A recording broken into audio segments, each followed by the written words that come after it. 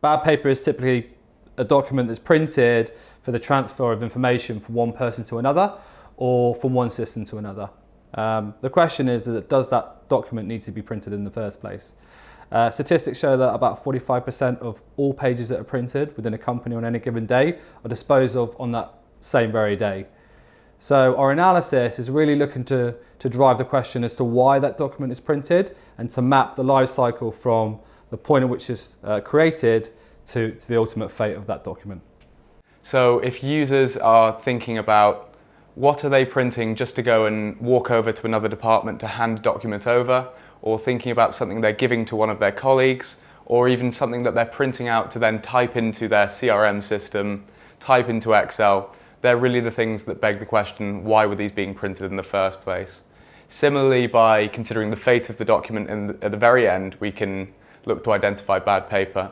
If you think about the documents that you often throw in the bin or in the recycling, then again it does beg the question, why were these printed in the first place?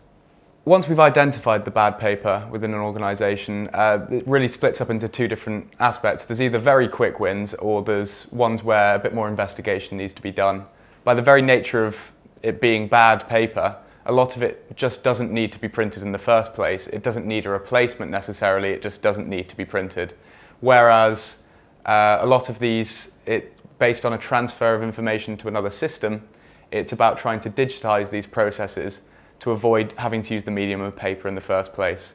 If a digital solution can be created for an organization that immediately takes the information in one system and speaks to another through some sort of API, it completely eliminates the need for the paper in the first place.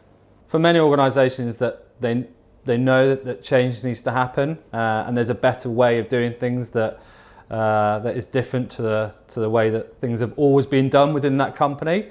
But it's really using this analytics to quantify what the cost savings and time savings can be in order to put a business case for change forward.